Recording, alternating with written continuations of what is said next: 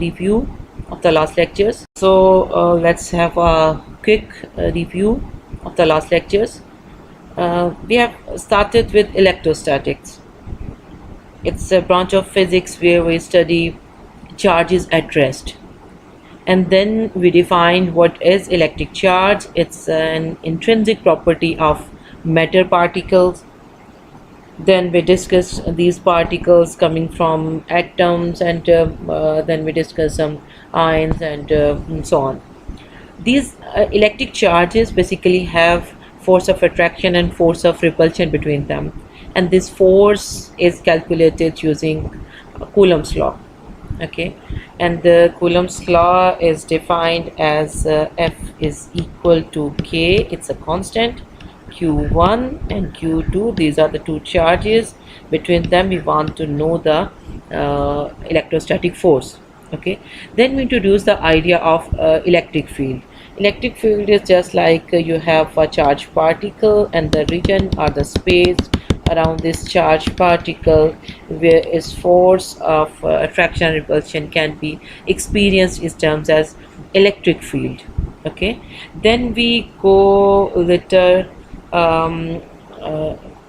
and we discuss electric field due to a point charge, which means that we have, let me change the color, we have some charge and then we want to know electric field at point P, and then we take a test charge Q0 at this point P, and then we find the force between these two charged particles, and then from force we basically find the electric field.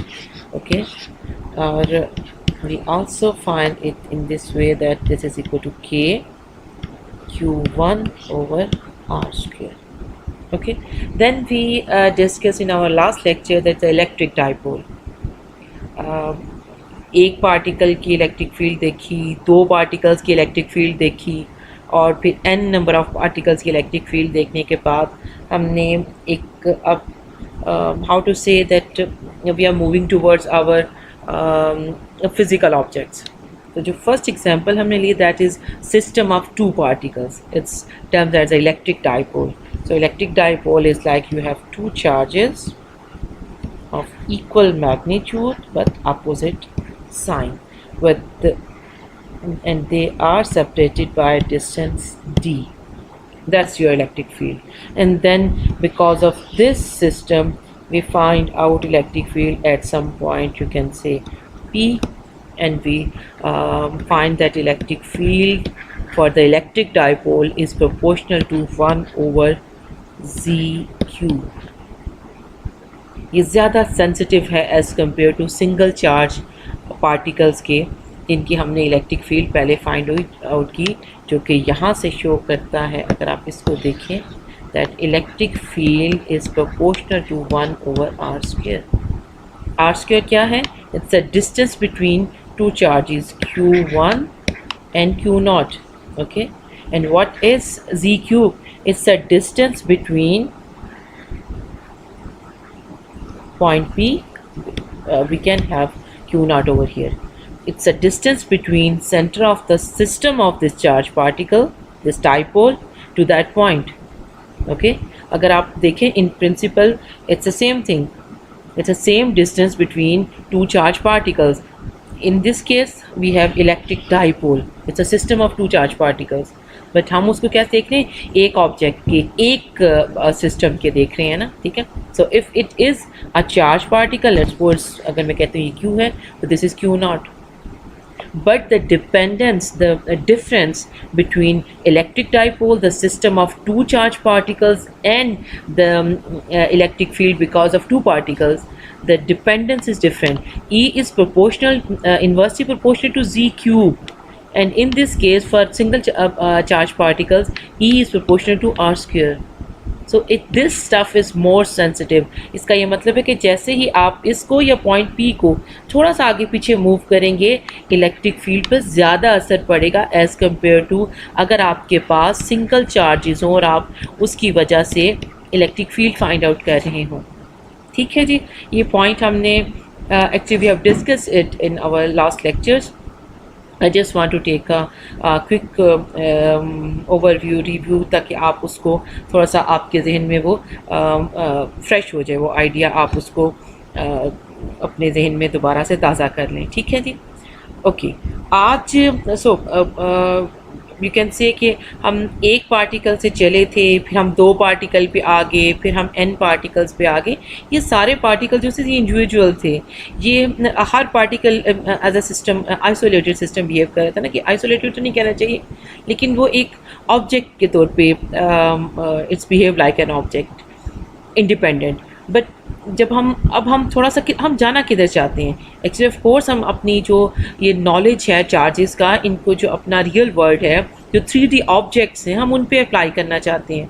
हम उनकी electric field, उनकी वजह से जो charge objects हमारे पास हों, उनकी वजह से किसी पॉइंट पर अगर हम इलेक्ट्रिक फील्ड को देखना चाह रहे हैं, दिस इज़ आवर पर्पस. तो हम क्या करें, हम अब एक ईजीएस्ट अप्रोच है कि आप एक चार्ज पार्टिकल से चलते हैं, उसकी फॉर्मुलेशन आसान है, उसको समझना आसान है, उसको ड्राइव करना आसान है, उसकी हाउ टू से उसका एक चार्ज पार्टिकल का दूसरे पे उसका इम्पैक्ट देखना या उसका इलेक्ट्रिक फील्ड देखना, यू कैन से is quite easy.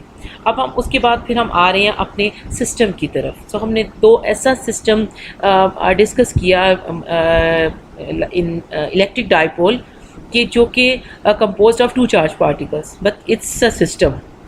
We are moving towards objects or systems. Now आज हम क्या करना चाहते हैं, आज हमारा पर्पस ये है कि हम डिस्कस करें वन डायमेंशनल ऑब्जेक्ट को, या हमारे पास जो कोई ऐसी चीज़ हो, लाइन हो जाए या सरफेस हो जाए, उस पर हम इलेक्ट्रिक, उसकी वजह से जो इलेक्ट्रिक चार्ज है किसी पॉइंट पे, उसको देख सकें, या किसी वॉल्यूम को अब हम देख सकें. And you know, when we consider charge distribution that consist of enormous number of charges, point charges, you can say. अब अगर आप इवन आप कह सकते हैं कि बिलियंस ऑफ चार्जेस होते हैं जब आप एक थोड़ा सा कोई छोटा पोर्शन ले लें उसका, किसी वायर का, किसी सरफेस का, और वॉल्यूम का जो मतलब स्फीयर ले लें, ये आसान होता है. अभी हम we will discuss that why we prefer circular symmetry in this electric field. तो क्या होता क्या है कि दीज डिस्ट्रीब्यूशंस, या ये जो आपका लाइन है या सरफेस है या वॉल्यूम है, that is termed as continuous charge distribution. यहाँ पे पार्टिकल जो उनसे होते हैं वो एक, जैसे मैं कहूँ कि एक इधर पड़ा है, एक इधर पड़ा है, एक इधर नहीं, ऐसे नहीं होता. They are closely spaced. अब आप मैटर की बात करते हैं तो वहाँ पे पार्टिकल जो उनसे होते हैं, सॉलिड कैसे बनता है, या आप देखते हैं कि किस तरह से आपके जो मटेरियल हैं वो फॉर्म होते हैं. तो उसमें क्या होता है, दे आर हाउ टू से कि क्लोजली स्पेस्ड होते हैं, और इनका जो नंबर है दैट इज़ एनॉर्मस. आप कहें कि बिलियंस में ये नंबर होते हैं. तो इस किस्म की जो डिस्ट्रीब्यूशन होती है, इस किस्म की जो कॉन्फ़िगरेशन होती है, we term it as in continuous charge distribution. ठीक है. और in case of continuous charge distribution, since these charge distribution can include an enormous number of charge particles, we find the electric field that they produce by means of calculus, rather than by considering कि मैं अब एक charge लूँ, फिर दूसरा charge लूँ, फिर तीसरा चार्ज लूँ. इस तरह से हम इसको फाइंड आउट नहीं कर सकते. And you know what is actually calculus used for, it's just mathematical study of continuous change. तो जब कॉन्टीन्यूस की साइड पर आप आ जाते हैं तो आपको इसकी इलेक्ट्रिक फील्ड फाइंड आउट करने के लिए कैलकुलस जो है वो उसको क्वाइट अलॉट हेल्पफुल आपके लिए साबित होता है. ठीक है जी. सो हम क्या करेंगे कि हम और in this situation, when we are talking about continuous charge distribution, we will consider charge distribution rather than total charge. मैं कहूँ कि यहाँ पर चार्ज कितना है, जैसे Q है, यहाँ पर चार्ज कितना है, ये Q नॉट है, हम इस तरह से इसको नहीं करेंगे. we will discuss charge densities. ठीक है जी. अब हम ये देखें कि अब चार्ज डेंसिटीज़ किसको कहते हैं. तो हम चार्ज डेंसिटीज़ की तरफ आ जाते हैं जी, कि चार्ज डेंसिटी ऑफ कोर्स अब हमारे पास कितनी टाइप की कॉन्फ़िगरेशंस हैं. ठीक है. अगर आप देखें कि आपके पास, अगर आप अपनी डिस्क्रिप्शन को देखें, हमने एक आधे पार्टिकल से स्टार्ट किया. Now we are going to consider a line. ठीक है, उसको हम कहते हैं लीनियर चार्ज डेंसिटी। ये जो आपके पास है that is linear charge density. इसको किससे शो करते हैं? लैम्डा इसका साइन है। If you are taking line which means you are talking about length, तो हम उसको क्या कहते हैं? Charge. This is your C charge and M is meter. So हमारे पास लीनियर चार्ज डेंसिटी का जो आता है that is lambda which is equal to charge, this is your Q per unit length. This is defined as lambda. Okay, then we will consider some sheets, 2 dimensional की हम बात करना चाहते हैं। और अगर हम ऐसी बात करें जहाँ पे हमारे पास सरफेस चार्ज आ रहा है या हमारे पास कोई शीट है उसके ऊपर, या आप यू कैन से कि अब जो शीट होती है ना वो एक्चुअली उसकी जो थिकनेस होती है वो उसकी वर्थ और जो लेंथ होती है उसकी as compare to these two thing इतनी स्मॉल होती है कि आप उसको इग्नोर कर देते हैं, which means sheet basically represents 2 dimensional आपकी सरफेस को। ठीक है, तो हम क्या करते हैं in that case the surface, जब आपके पास शीट आ जाए तो हम उसको डिस्क्राइब करते हैं थ्रू सरफेस चार्ज डेंसिटी। और सरफेस चार्ज डेंसिटी का अगर हम इसको सिग्मा से डिनोट करें तो हमारे पास आ जाता है this is coulomb per metre square इसका आ रहा है। तो ये क्या होगा? Charge per unit area. Okay, और अगर मैं इसको छोटा करने के लिए ए से लिख देती हूँ। ठीक है, अगर आपके पास charge per unit area is your surface area, क्या होता है? लेंथ इनटू विड्थ होता है ना आपकी, तो आपको सरफेस की डायमेंशन मिल जाती हैं, तो यहाँ पे एरिया आ जाता है। ठीक है जी, इसको शो करते हैं सिग्मा से। Then we have volume charge density, उसको हम रो कहते हैं, और वॉल्यूम से ही शो करता है कि हमारे पास चार्ज पर यूनिट वॉल्यूम आ जाता है। ठीक है, और उसको वॉल्यूम है तो आप उसका यूनिट क्या होता है? Its unit is basically meter cube and its unit is charge per meter square. Area क्या होता है? Area का unit क्या होता है? That is meter square. And in case of volume, if I just replace volume with V, then it should be meter cube. ये volume को show करता है। ठीक है, सी सब में कॉमन है that is charge per unit area, charge per unit length और चार्ज पर यूनिट वॉल्यूम। ये हमारे पास चार्ज डेंसिटीज़ हैं। ठीक है जी, we have to use these charge densities in our ring और लाइन और सरफेस और for the volume to know the electric field at certain point. ठीक है, तो that's why we are discussing linear charge density और surface charge density before we really discuss the electric field because of this objects और this configurations. Okay, अब मेरे पास actually कुछ मैंने इन formula कुछ जो भी मैंने फार्मूला किया है लेट्स सपोज लीनियर का या सरफेस का और वॉल्यूम का, इनको एग्जाम्पल से शो करना चाह रही हूँ ताकि हम इस आइडिया को we can understand in a better way. So the first question the first example I have is a charge of -300 E. You know what is E? Okay, is uniformly distributed along a circular arc of radius 4. Arc क्या होता है जी? आपके पास let's suppose of radius 4 centimeter. Of course I need angle, this one angle. यहाँ पे समझे कि एक आपके पास ये डिग्री है, which subtends an angle of 40 degree.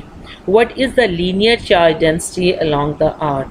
अगर मैं इसको बनाना चाहूँ तो आपके पास क्या होगा कि ये अगर आपका रेडियस है दैट इज़ ये आपका सेंटर हो गया, this is 4 meter 4 centimeter. Okay जी, अब आप क्या करना चाहते हैं? आपका जो एंगल है दैट इज़ 40, तो 30 लाइक बन गया बट कंसिडर इट 40। ओके, और ये जो चीज़ है आपकी, ये जो आपका पाथ है, ये जो लेंथ है, सर्कुलर लेंथ जो होती है that is termed as arc. You know this arc, आपका बैकग्राउंड एक्चुअली मैथमेटिक्स है, तो आई थिंक ये ऐसी चीज़ है जिसके बारे में आई थिंक आपको बहुत ज़्यादा पता होगा, बल्कि पता होना चाहिए है एक्चुअली। ठीक है जी, अब हमने what we want to know is linear charge density, that is lambda is equal to charge q. let's suppose कि हमने सिंगल चार्ज के लिए actually we used small q, और अब मैं इसके चार्ज डेंसिटीज़ के लिए जो चार्ज है उसको फाइंड आउट करना चाहते उसमें उसको कैपिटल Q कहती, दैट इज़ पर यूनिट लेंथ। ठीक है जी, ना अब ये जो आर्क है आपकी ये आपकी इसकी length of course circular length है ना, आपकी सर्कुलर लेंथ है। अब आपके पास यहाँ पे जो है यू नीड लेंथ, ठीक है। अब इसकी लेंथ हम किस तरह से फाइंड आउट करें? हमारे पास क्या है जी, अगर आपके पास रेडियस हो और एंगल हो, can you find the length of an arc? आप लिख सकते हैं अपने कमेंट्स में। तो मैं just I wanted to know that whether you know it or not. और अगर आप लिख चुके हैं तो L is equal to basically theta R. What is R? R is your radius. Okay. Theta the given angle. अब आपने करना क्या है? ऑफ कोर्स एक और स्टेप इसमें आएगा कि थीटा आपके पास किस में गिवन है? डिग्री में। तो डिग्रीज को कैसे बच्चे हम कन्वर्ट करेंगे रेडियन में, क्योंकि हमें अपना प्रॉब्लम सॉल्व करना है ना, तो इसको हमें रेडियन में करना पड़ेगा। तो क्या हम करेंगे? Do you have any idea? That's why मैंने आपको ये क्वेश्चन आपसे पूछा था गूगल क्लासरूम में कि रेडियन एंगल्स उसका डिग्रीज़ का आपस में क्या रिलेशनशिप होता है, ठीक है। If you want to convert degree into radian, आप क्या करेंगे? 40 को आप डिवाइड करेंगे 180 के साथ और मल्टीप्लाई करेंगे किसके साथ? पाई के साथ, ठीक है जी। तो आपकी जो वैल्यू आएगी, अगर मैं अपनी कैलकुलेशन को थोड़ा देखूं, इसको कैलकुलेट करने की कोशिश करूं, एक मिनट, तो ये आ जाएगा कुछ 0.69 समथिंग। आप अपने सिग्निफिकेंट फिगर्स तक आप देख सकते हैं कि आप एक और इसके आगे लिख लें तो ज़्यादा अच्छा। ओके जी, इस क्वेश्चन में एक्चुअली यही काम था करने वाला कि आपको जो, क्योंकि बच्चे अब एक तो कॉन्सेप्ट है, हम what we want to learn is the concept of linear charge density, ठीक है। कि अगर आपके पास कोई लेंथ दी हुई है जिसमें हमें पता है कि बिलियंस ऑफ चार्जेस वहाँ पर होंगे, तो how to find the charge on that length. तो वहाँ पर हम आइडिया एक्चुअली इंट्रोड्यूस करवाते हैं। मैं एक यहाँ बैठ के एक चार्ज, दूसरा चार्ज, तीसरा चार्ज, मैं कितने चार्ज यहाँ पे कैलकुलेट कर सकती हूँ, ठीक है। हम क्या करते हैं वहाँ पे, हम introduce an idea of charge densities. तो अगर आपके पास आपको लेंथ पूछी गई है किसी भी चीज़ की जिस पे आपने चार्ज फाइंड आउट करना है, ठीक है, तो आप क्या करते हैं? तो आप वहाँ पे लीनियर चार्ज डेंसिटी का एक फार्मूला लगाते हैं। अब हम कैसे फाइंड आउट करेंगे? चार्ज हमें जी गिवन है कि इस ऑब्जेक्ट के ऊपर हमारा चार्ज है क्या है जी, हमने लैम्डा फाइंड आउट करना है 300 E। What is E?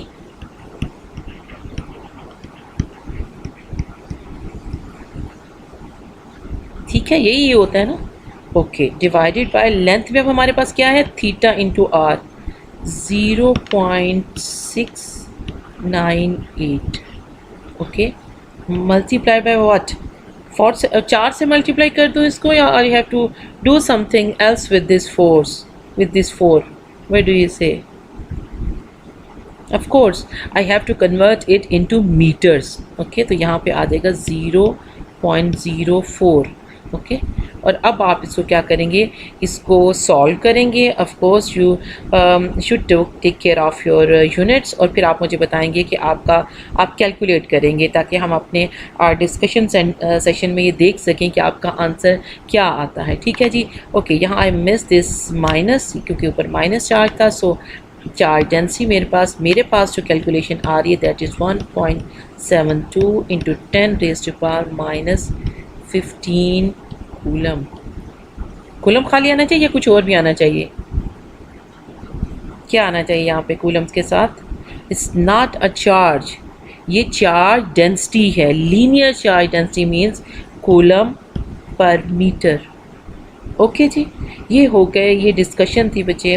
Late me rephrase all this discussion that we are looking for charge density। क्यों हम चार्ज डेंसिटी को देखना चाह रहे हैं? बिकॉज हमने इस कॉन्सेप्ट को यूज़ करना है जब मैंने दो चार्ज पार्टिकल के सिस्टम को क्या किया है, डाइपोल में हमने उसकी वजह से इलेक्ट्रिक फील्ड देखी है। अब हम क्या करना चाहते हैं, हमारा जो अल्टीमेट गोल है कि हम अपने 3D ऑब्जेक्ट पे, किसी स्फीयर पे हम एक्चुअली इसमें जाएंगे, हम बाद में डिस्कस करेंगे why spherical shapes are preferred और सर्कुलर शेप्स आर प्रेफर्ड। हम उस पे जाना चाहते हैं और उसके लिए हम एक एक चार्ज करके, we can not count all these charges 1 2 3 4 5, there are billions of charges, enormous number of charges, we can not count one by one. हमने क्या करना है एक्चुअली, हमने वहाँ पर एक तो चार्ज डेंसिटी के कॉन्सेप्ट को ऑफ कोर्स इंट्रोड्यूस करवाना है। सेकेंडली हमने कैलकुलस यूज़ करनी है, यानी कि आपके पास अगर आपको किसी छोटे पोर्शन के मिल जाते हैं, चार्ज डेंसिटी वहाँ की मिल जाएगी, तो ऑफ कोर्स अब आपने पूरे सरफेस को जब करने की कोशिश करेंगे तो आप क्या करेंगे, आप इंटीग्रेशन की हेल्प लेंगे। ठीक है जी। तो यहाँ पे हमने उस एक लीनियर चार्ज डेंसिटी, जो पहली एक चीज़ है, ऐसी ऑब्जेक्ट आपके पास, और ऑब्जेक्ट नहीं कहना चाहिए, एक वायर है आपके पास, कोई लाइन है आपके पास, उसकी वजह से आपने किसी दूसरी जगह पे देखना है, तो उस पे जो चार्ज है दैट इज़, उसको जो हम जिस तरह से देखते हैं that is in terms of charge density, charge per unit length. Okay जी, तो हमने ये कर लिया। अब हमारे पास ऑफ कोर्स जो सेकंड क्वेश्चन बनता है उसको हम देखते हैं कि वो क्या है। इस क्वेश्चन को मैं थोड़ा सा नीचे ट्रैक करना चाहती हूँ ताकि हमें थोड़ी स्पेस मिल जाए। ओके जी, the second question is a charge remains same actually in all these 4 examples. A charge of minus 300 E is uniformly distributed over one face of a circular disc. Let me draw a type of disc. ठीक है जी, ये ऐसी सी बनेगी। अब यहाँ पे क्या है आपका, मैं किसी और कलर से करूँ वैसे, तो ये जो है इस डिस्क के ऊपर सारा का सारा जो आपका 300 E चार्ज है दैट इज़ इवनली डिस्ट्रीब्यूटेड। ठीक है जी। तो ये आपके पास क्या है, ये सरफेस अब आपके पास आ गई है। इस सरफेस पे आपने क्या देखना है, आपने इस पे चार्ज डेंसिटी देखनी है। तो if you have a 2 dimensional surface that is a disc, तो इसकी जो है चार्ज डेंसिटी वो क्या होगी। ऑफ कोर्स पहली बात तो ये है कि this is surface charge density. It can be linear charge density, क्योंकि लीनियर के केस में आपको सिंपल लेंथ एक ही आपके पास लेंथ होती है, दूसरी लेंथ नहीं होती कि आप उसके पूरे उसको कवर कर सकें।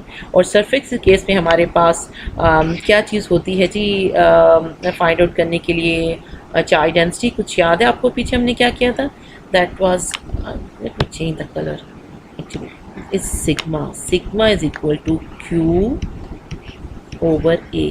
जी कोई भी क्यू आप यूज़ कर सकते हैं। I just want to differentiate between single Q with small Q, जहाँ पे सिंगल चार्ज हमने लिया था।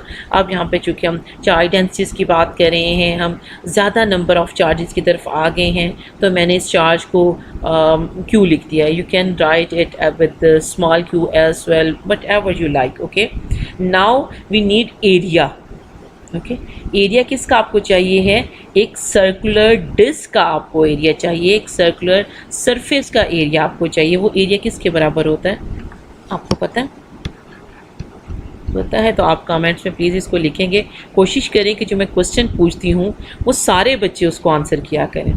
जी, इस तरह से कोई गलत होने पे आपको डांट नहीं रहा, कोई आपको मार नहीं रहा, कोई आपको पकड़ नहीं रहा, लेकिन आप जब लिखना शुरू करती हैं, गलत हो सही हो, आपको पता है अगर आपने कुछ ना कुछ आंसर लिखना है, आपने रिप्लाई करना है, तो इन दैट केस आप लिटिल बिट मोर कॉन्शियस होते हैं ड्यूरिंग लेक्चर। और उससे मुझे ये भी पता चलता है कि कितने बच्चे अटेंडेंस लगाने के बाद लेक्चर सुन रहे हैं, वहाँ मौजूद हैं। ठीक है, सो आप बताएं जी कि आपके पास एक सरफेस है, सर्कुलर सरफेस है, और आपने उसका एरिया फाइंड आउट करना है, तो किसके बराबर होगा। वैसे अगर आपके पास लेट्स सपोज एक ये हो जाए, स्क्वायर हो जाए, तो उसका क्या एरिया फाइंड आउट करते हैं।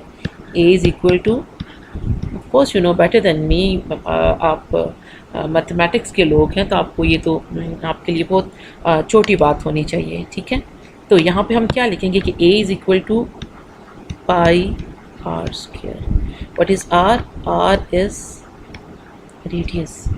ठीक है जी, यहाँ वाले केस में आपके पास रेडियस क्या है, दैट इज़ 2, और रिमेंबर इट्स सेंटीमीटर।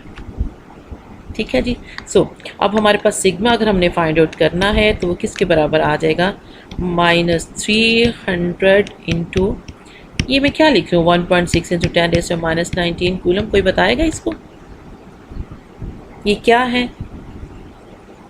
और क्यों मैं लिख रही हूँ? Because the given charge is in terms of E is fundamental charge. Okay, so आप इसकी ये वैल्यू लिख देते हैं और नीचे आप क्या करते हैं जी, अब आपका एक तो पाया आ गया, आपको पता है इसकी वैल्यू किसके बराबर होती है, और साथ में अब आपका क्या आ गया, स्क्वायर करना है या नहीं करना? 2 का स्क्वायर करूँगी, ये 0.02 का स्क्वायर करूँ या ना करूँ? एरिया है ना, स्क्वायर की ज़रूरत है हमें? यस है, क्योंकि एरिया में जो आपका फार्मूला है दैट इज़ आर स्क्वायर। ठीक है, आपने इसका स्क्वायर कर दिया। अगेन अब आप क्या करेंगे कि आप यहाँ पे अपने जो आंसर है उसको निकालने की कोशिश करेंगे so that we can tally our answers. और मेरे पास जो आंसर बन रहा है, let me check, that is sigma is equal,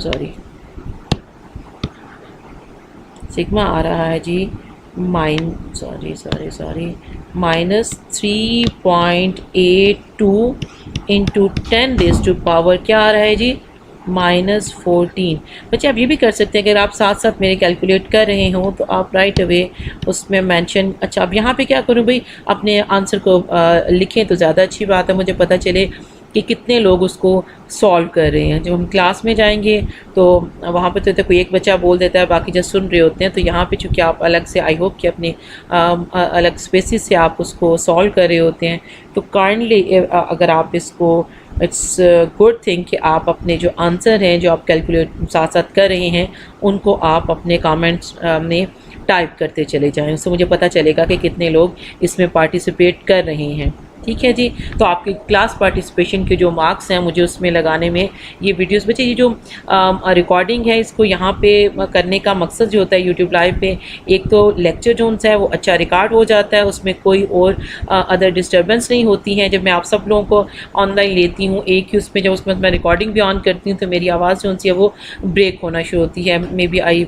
don't have good bandwidth, तो उसकी वजह से शायद कोई इश्यूज़ होते हैं। तो ये जो लेक्चर आपके पास एक आ जाता है विदाउट एनी इंटरप्शन, क्या आप उसको मिल जाता है, और जो कमेंट्स हैं वो भी ऑफ कोर्स साथ में रिकॉर्डेड होते हैं, वो भी मेरे पास मौजूद होते हैं, तो उनकी मदद से मैं इजीली आप लोगों की क्लास पार्टिसिपेशन को कंसिडर कर सकती हूँ। इसलिए ट्राई किया करें कि जो क्वेश्चन मैं आपसे पूछती हूँ या मैं थोड़ा सा गैप देती हूँ उसमें आप अपने आंसर जो से हैं वो टाइप करते चले जाया करें, ताकि मुझे पता चले कि कितने लोग रियली इंगेज होते हैं लेक्चर में और कितने लोग जस्ट अटेंडेंस के लिए आते हैं।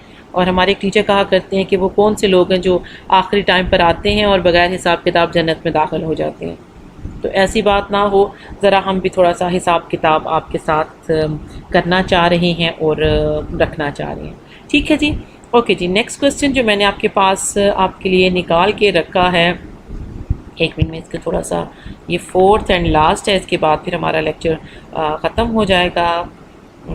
ठीक है जी, मैं पहले यहाँ पे लिखना शुरू करती हूँ ताकि थोड़ी सी स्पेस वो हमें अलाउ कर दे। ओके जी, the third question is a charge of -300 E is uniformly distributed over the surface of a sphere of radius 2 centimeter, which is a surface of a sphere।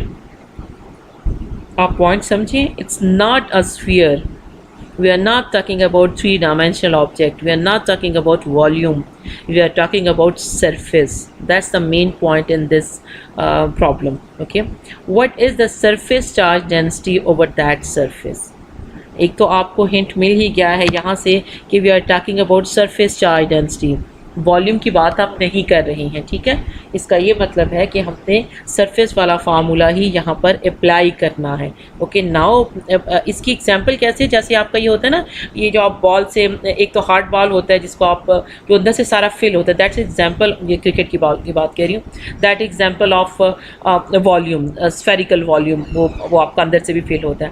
लेकिन जो दूसरा सॉफ्ट वाला ball होता है जिसके साथ आप खेलते हैं, पता नहीं क्या कहते हैं उस बॉल को, मेरे जहन में नाम नहीं आ रहा, तो वो अंदर से खाली होता है, तो उसकी जो बाहर की सरफेस है जिस पे आप अक्सर का टेप शेप चढ़ाते रहते हैं, उसको करते हैं, कलरफुल सा कर लेते हैं, तो वो जो सरफेस की अब बात हो रही है। बट दिस लास्ट एग्जांपल में if you notice, this was what type of surface it is, ये सिंपल आपकी डिस्क है।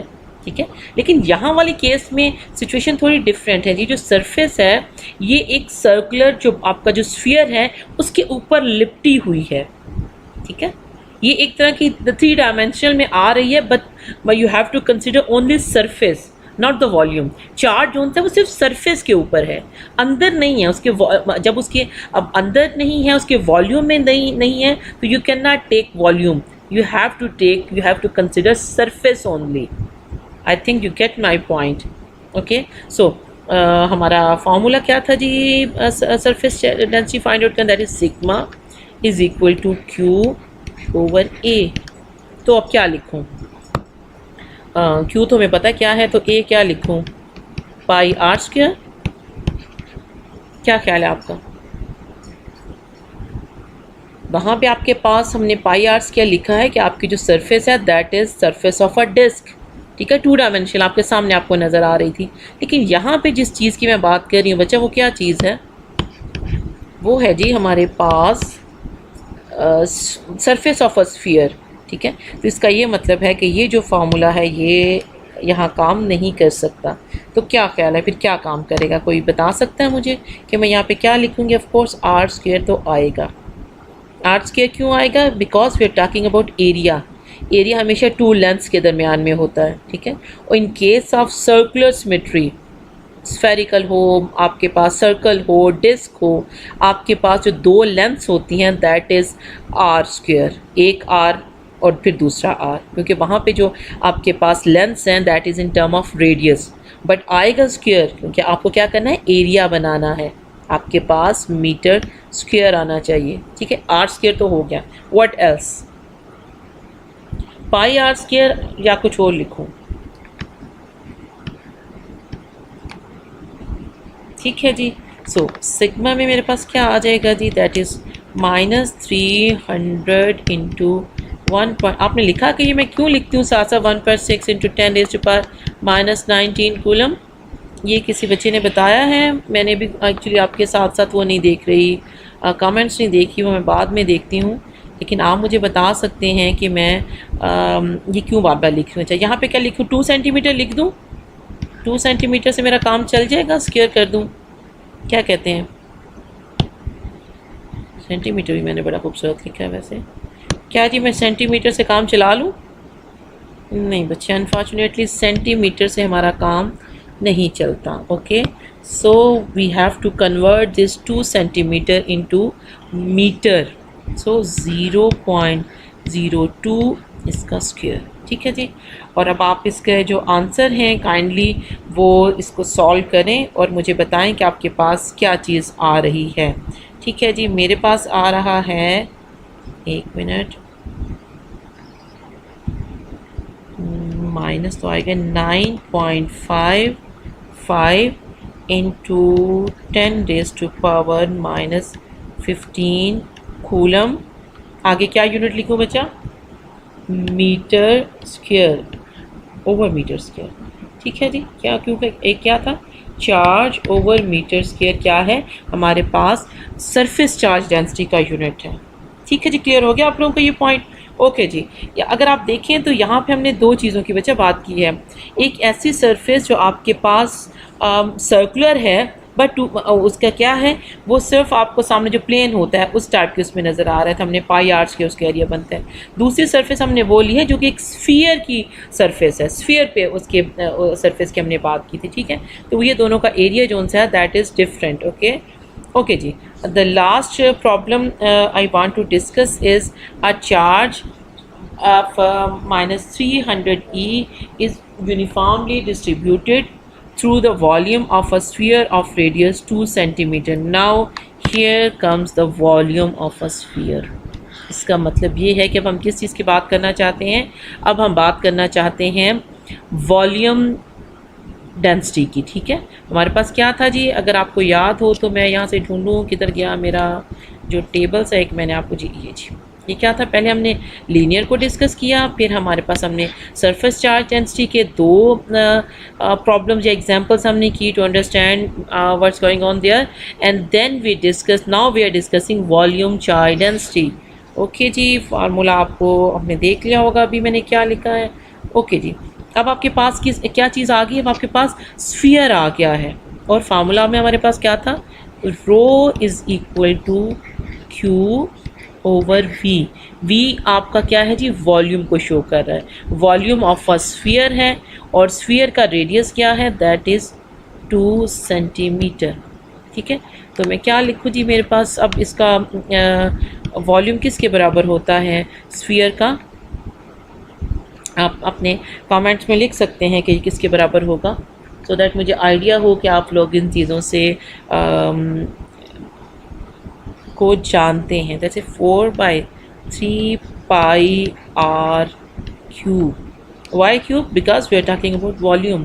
वॉल्यूम में क्या होती है, 3 लेंथ्स आती हैं। अगर आप सर्कुलर सिमेट्री की या स्फेरिकल सिमेट्री की बात करते हैं, which means you will take all these 3 lengths in term of radius. तो रेडियस का क्या होता है, रेडियस का क्यूब हो जाता है। ओके जी, now let me write the 300 into what, 1.6 into 10⁻⁻19 coulomb over क्या है जी मेरे पास, वॉल्यूम क्या है 3 है, तो इस 3 को अगर मैं ऊपर मल्टीप्लाई कर दूं, पाई आर क्या है जी, हमने लास्ट में निकाला था 0.02 इसका क्यूब। ठीक है जी, अब काइंडली आप इसको ज़रा कैलकुलेट करें और मुझे बताएं कि आपके पास क्या आंसर आ रहा है। मीनवाइल मैं भी इसको कैलकुलेट करती हूँ कि क्या आंसर आता है जी। -1.432 इंटू 10⁻⁻12। ठीक है जी, यूनिट अब मैं क्या लिखूँ, कूलम आ गया ऊपर था, साथ में क्या लिखूँ, ओवर मीटर स्क्वायर से काम चल जाएगा, क्या ख्याल है? नहीं चलेगा। क्यों नहीं चलेगा? बिकॉज हमारे पास आर क्यूब है।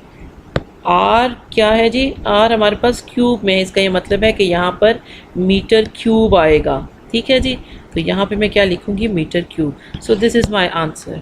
आप इसको, दिस इज़ रो, आप इसको टैली करते हैं, आप अपने उसको कर लें। सो बच्चा, let me take a quick recap कि हमने इसको क्या किया है।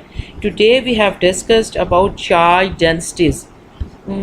Let me find out this. अच्छा जी, charge densities. Why we need charge densities? Because we are considering continuous charge distributions. Okay, and this continuous charge distributions includes enormous number of charge, means billions of charges. You cannot count. तो वहाँ पर हम एक idea introduce करवाते हैं, that is charge densities, कि हम single charge की बजाय चार्ज पर यूनिट लेंथ, कि मेरे पास अगर कोई लेंथ है स्पेसिफिक, DL है, DS है, इस पे कितना चार्ज होगा। ठीक है, तो उसको हम कंसिडर करते हैं। देन ऑफ कोर्स हमारे पास जो कॉन्फ़िगरेशंस हैं वो 3 टाइप्स की यू कैन से कॉन्फ़िगरेशन है, कि एक हमारे पास कोई लेंथ हो सकती है, वायर हो सकती है, हमारे पास एक डिस्क हो सकती है, हमारे पास एक स्फीयर हो सकता है। ठीक है, बच्चे जब इनकी इलेक्ट्रिक फील्ड को डिस्कस करेंगे ना, at that point I will discuss why we prefer circular symmetry in case of electric fields.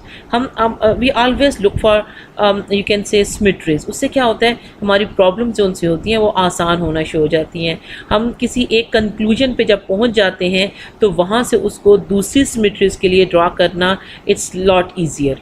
ठीक है जी, so we have discussed charge densities, कि अगर आपके पास, अगर मैं यहाँ पे बनाऊँ, अगर आपके पास कोई लाइन है, लेट्स पुट अ वायर, तो इस पे फाइंड आउट करने के लिए या इसकी वजह से आपको किसी एक पॉइंट P पे फाइंड आउट करना है इलेक्ट्रिक फील्ड, तो आप क्या करते हैं, you need charge, linear charge density. इसी तरह आपके पास कोई डिस्क हो जाए, उसकी सरफेस, इस डिस्क की वजह से आप किसी पॉइंट पे देखना चाह रहे हैं, इलेक्ट्रिक फील्ड को देखना चाह रहे हैं, तो आप क्या कर सकते हैं, आपको सरफेस चार्ज डेंसिटी की ज़रूरत होगी। क्योंकि जब इलेक्ट्रिक फील्ड फाइंड आउट आप करते हैं बच्चे, तो उसमें यू नीड, अगर अब मैं एक सिंगल चार्ज की बात करूँ, क्यू, आपको चार्ज हर सूरत चाहिए, because electric field is because of this charge. Okay, so हमने फिर क्या किया, और अगर आपके पास कोई स्फीयर हो जाए जो कि आपके पास 3 डायमेंशनल है, तो उसमें आप क्या करते हैं, volume charge density find out करते हैं। ठीक है, अभी तक हमने ना तो please note it, we didn't find out the electric field because of this line, because of this length. We didn't find out electric field because of this surface nor because of this volume. अभी हमने एक step किया उनमें से, हमने सिर्फ ये learn किया है how to find out the charge densities because of different configurations. ठीक है, ये बात आप मेरी समझ के हैं कि अभी तक हमने क्या किया है, हमने एक फ़र्स्ट स्टेप किया है और सारी कॉन्फ़िगरेशन, क्योंकि वी नो कि हम अब किधर को जा रहे हैं। एक चार्ज कर लिया तो एक ऐसा सिस्टम कर लिया जिसमें दो चार्ज पार्टिकल्स थे। अब हम वन डायमेंशनल किसी भी लेंथ को डिस्कस करेंगे, वायर को ले लेंगे, then we will go for this surface you can say disc के बाद टू डायमेंशनल कॉन्फ़िगरेशन की बात करेंगे, then of course we will discuss about three dimensional configuration. तो हमने क्या किया है, अपनी आसानी के लिए, अपनी डिस्कशन को थोड़ा सा करने के लिए, आसान करने के लिए, सिंप्लीफाई करने के लिए we've discussed these three charge densities। अभी हमने इनको डिस्कस कर लिया है। अब हम क्या करेंगे, अब हम इनको आगे यूज़ करेंगे। जब वहाँ पे हम फार्मूला लिखेंगे तो हम वहाँ पे सिंपल लैम्डा यूज़ करेंगे। We don't need to describe what is lambda then. अब अगर वहाँ पे आ जाएगी सरफेस की बात आ जाएगी, we will use sigma instead q. We know that this is charge per unit area. Okay, then हम क्या करेंगे कि हमारे पास किसी वॉल्यूम की बात हो रही होगी तो वहाँ पे सिंपल हम रो को यूज़ कर लेंगे और हमें पता होगा कि हम किस चीज़ की बात कर रहे हैं। ठीक है जी, आई होप कि आपको ये लेक्चर जो सा है वो अच्छी तरह से समझ आ गया होगा। मैंने आई ट्राई माई बेस्ट कि आप को कोई ऐसी चीज़ ना छोड़ी जाए जो आपको प्रॉब्लम करे या आप ना समझ पाए हों। अब ये है कि मैं लेक्चर को फिनिश करती हूँ